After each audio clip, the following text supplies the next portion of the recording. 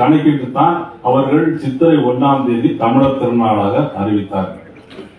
நம்முடைய முதலமைச்சர் இன்னைக்கு சொல்லவே இல்லை. வேற எல்லாத்துக்கும் வாழ்த்து சொல்லுவாங்க. அது நீங்க அப்புறமா அனுப்பி விடுங்க. ஒரே நாடு பத்திரிகையுடைய வெளிவிழா ஆண்டு நிகழ்ச்சியில் நான் முதலாக இந்த நிகழ்ச்சியில் கலந்து கொண்டதில் பெரும் மகிழ்ச்சி அடைகிறேன். காரணம், நடந்து முடிந்த நமது பாரதிய ஜனதா கட்சியினுடைய தேர்தலில் உலகமே வியந்து பார்க்கின்ற மாபெரும் தலைவர் நரேந்திர மோடி அவருடைய தலைமையிலே உள்துறை அமைச்சராக இயங்குகின்ற ஆர்டிகல் 370 எடுத்து அப்படியே தூக்கி தூர போட்ட மாண்புமிகு ஐயா எச்.சி. கண்டி அவர்கள் சொல்லிட்டு போனார்கள். ஏப்ரல் 14 டாக்டர் பாபா சாஹிப் அம்பேத்கர் அவருடைய பிறந்தநாளும் சரி நின்றது தோற்கடித்தது அன்றைக்கு இந்த நேரு, அன்றைக்கு இந்த காங்கிரஸ்.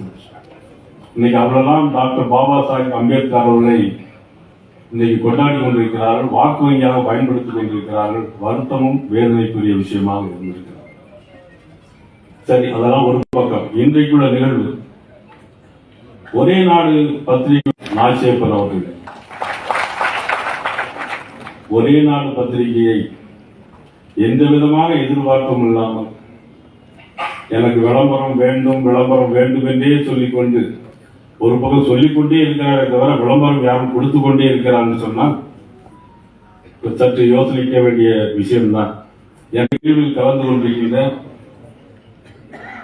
அண்ணன் முன்னாள் சட்டப்பேரவை துணைத் தலைவர் அண்ணன் வி.பி. துரைசாமி அவர்கள், அண்ணன் கோவர்தன் அவர்கள், நமது அமைப்பு பொதுச்செயலாளர் அண்ணன் ஐயா கேச விநாயகம் அவர்கள், அண்ணன் திருப்பதி நாராயணன் அவர்கள், நமக்கெல்லாம் நல்ல முறையில் இந்த தேர்தலை வழிநடத்தி பேசுவதற்கென்றே அண்ணன் ரங்கராஜ் பாண்டிய அவர்கள் நாங்கள் பிடித்து வச்சிருக்கிறோம். இருந்தாலும் ஒரு சில வார்த்தைகள். ஒரே நாடு அப்படின்னு சொன்ன உடனே எல்லாருக்கும் இப்ப வரக்கூடிய ஒரு செய்தி என்னன்னா, ஒரே நாடு அப்படின்னு சொன்னா ஒரே நாடு ஒரே தேர்தல். உடனே சட்டமன்றத்தில் அதுக்கு எடுத்து ஒரு தீர்மானம் போட்டு இல்ல வேண்டாம் எங்களுக்கு ஒரே நாடு ஒரே தேர்தல் வேண்டாம் அப்படின்னு அவர் எடுத்து தீர்மானம். இந்த அரசு மீண்டும் முடியாது, தெரியாது, வராது என்று இருந்தும் கூட நம்ம சட்டமன்றத்தில் தீர்மானம் போடலாம்னு சொன்னால் அது மக்களை ஏமாற்றுகிற இந்த அரசு. எதை எடுத்தாலும் மத்திய அரசு எதை கொண்டு வந்தாலும் எதிராக இருக்காங்க.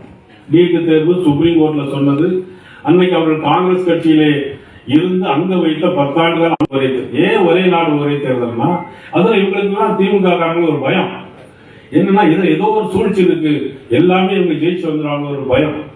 ஆனா அதுல என்ன, செலவு மிச்சம், நேரம் மிச்சம். ஒரு நாட்டுடைய முதலமைச்சர் யாராக இருந்தாலும் ஒரு நாட்டுடைய முதலமைச்சர் இருக்கும்போது என்ன வரும், அடுத்த ஒரு இடைத்தேர்தல் வந்து ஒரு 2 மாச காலம் அந்தால போயிடுவாங்க. நான் 2001 அமைச்சராக இருக்கும்போது 5 இடைத்தேர்தல் வந்துச்சு. அந்த 5 இடைத்தேர்தலில் கிட்டத்தட்ட 15 மாசம் வீணாகும். ஆனா நீங்க சட்டமன்றத்தில் முதலமைச்சர்னா எதிர்த்து தீர்மானம் போடுறாங்க. அப்ப அந்த தீர்மானத்தில் நானே பேசினேன், ஐயா உங்களுடைய நமது முன்னாள் முதலமைச்சர் உங்கள் கட்சியை சார்ந்த மதிப்புக்குரிய கலைஞர் அவர்கள் நெஞ்சுக்கு நீதி பத்திரிகையிலே ஒரே நாடு ஒரே தேர்தல் வேண்டும், செலவுகளை தவிர்க்க வேண்டும், அரசு இயந்திரங்கள் முடங்கப்படாதான் சொல்லியிருக்காங்க. ஆனா ஏதோ திமுக முறை சொல்லி அந்த திமுக பத்திரிகை ஒவ்வொரு தமிழனும் ஒவ்வொரு இந்தியனும் படிக்க வேண்டிய பத்திரிகை ஒரே நாடு பத்திரிகை என்பதை நான் அத்தனை அம்சங்கள் படிக்கிற நம்ம பாத்தீங்கன்னா இப்பெல்லாம் நம்ம குழந்தைகளுக்கு எதுவுமே சொல்லிக் கொடுக்கறது. எல்லாரும் செல்போன்லயே இருக்கிறாங்க. வீட்டுல அப்பா அம்மா ஒரு பக்கம் செல்போன்ல இருக்காங்க, பையன் ஒரு பக்கம் செல்போன்ல இருக்கிறாங்க. என்ன நடக்குதே அவங்களுக்கே தெரிய மாட்டேன். ஆனா இந்த மாதிரி ஆன்மீக விஷயங்கள் படிக்கிறதுக்கு ஒரே நாடு பத்திரிகை ஒவ்வொரு குடும்பத்திலையும் நான் படிக்க வச்சு பிள்ளைகளுக்கு ஆன்மீக விஷயங்களை தெரிய வேண்டும். ஏன்னா இனி கொஞ்ச நாள் போயாச்சுன்னா வேத மந்திரங்கள் எங்கேயுமே யாரும் இல்லாத ஒரு நாளாக மாறிடும். அது ஒரு நாடு செழிக்க வேண்டும் சொன்னால் வேதங்கள் முழங்க வேண்டும். வேதங்கள் முழங்கினால்தான் அந்த நாடு ஒரு சுருக்கமாக. அந்த காலத்தில் பார்த்தீங்கன்னா அரசியல்கள் அந்த முறையில் வைத்து வேதங்களை போதுவார்கள், எல்லா இடங்களிலும் கோயில்களிலும் எதுக்காக கோயில்களை கட்டி வைத்தாங்க? வேதங்கள் உலக வேண்டும் என்பதற்காகத்தான் கட்டி வைத்தார். இன்றைக்கு நாம் அதை செய்கிறோமா என்று சொன்னால் இல்லை. ஆகவே இனி வருகின்ற ஆட்சி, நான் அன்பு சகோதரி காயத்ரி குறிப்பிட்டது போல, இது சொல்லி வழங்க முடியாது. அது எந்த மதமாக இருந்தாலும், இஸ்லாமிய மதமாக இருந்தாலும் சரி, இந்து மதமாக இருந்தாலும் சரி, அவர்களுடைய மதங்களுடைய வழியிலே அவர்கள் நடக்க வேண்டும் என்பதுதான் என்னுடைய வேண்டுகோளும் விருப்பமாக அமைந்திருக்கிறது. ஆகவே அடுத்த சித்திரை திருநாளில் ஏற்கனவே அமித்ஷா அவர்கள் நாள் குறித்து வைத்து போயிட்டார்கள், லக்னம் எல்லாம் குறித்து வைத்து விட்டு போயிட்டார்கள், அதற்கு முன்னுரை எழுதி வைத்து விட்டு போயிட்டார்கள். ஆனால் முடிவுரை எழுதக்கூடிய நாள் வெகுவார்கள்.